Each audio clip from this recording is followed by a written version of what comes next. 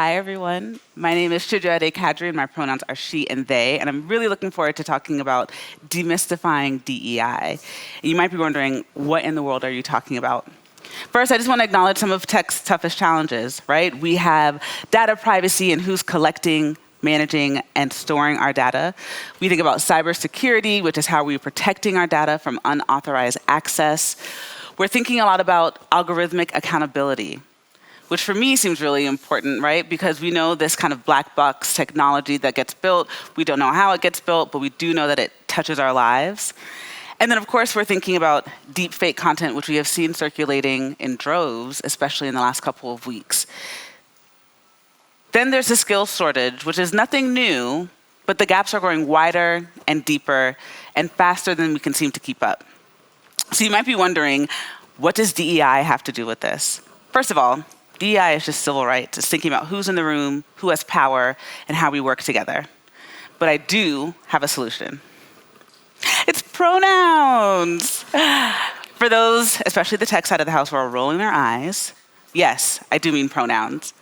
Just so we're on the same page, in DEI, when we're talking about pronouns, we're thinking about the terms we use to describe our gender identity. You've heard all of our speakers introduce themselves. I told you I use she and they. But there are other pronouns that we haven't been thinking about. We, right? Yes, that like deep belly rumble, right? I know, I'm smart, thank you. And I just want to think about like, we, especially now, why is it relevant to today? We have an opportunity to tackle those challenges I just talked about by working together. The fact that you've shown up today says a lot.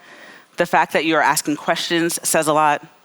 But I want to tell you how we got here.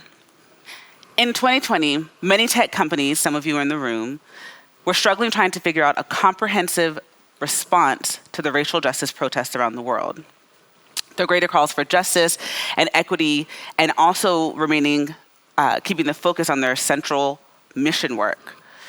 And what happened was in 2021, over 30 companies signed on to the ACT report.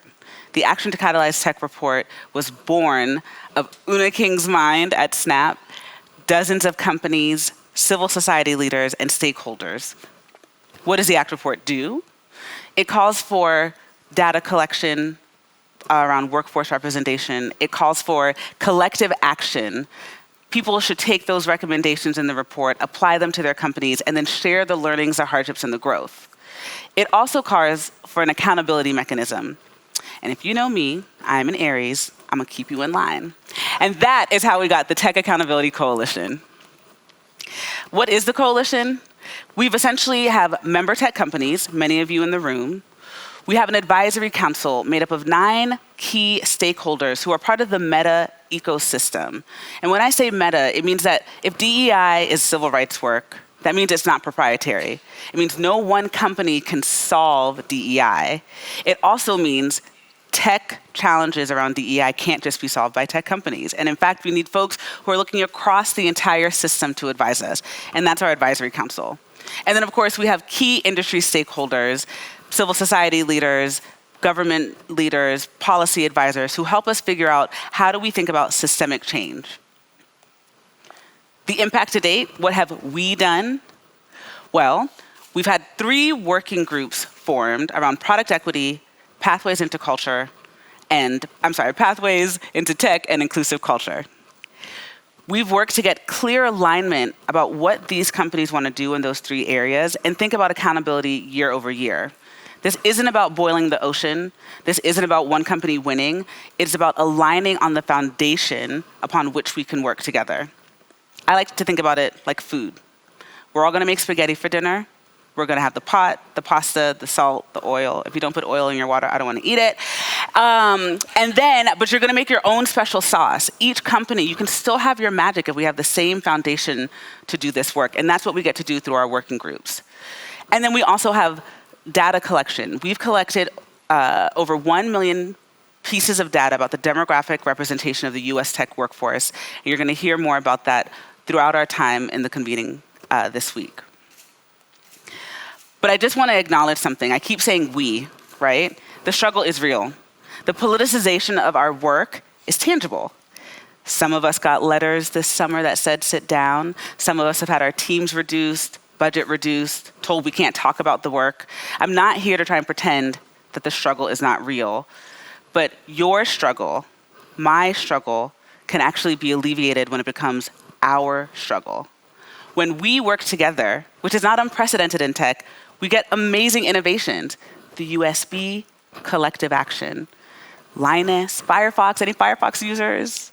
I mean, we tried it. We all tried it, right?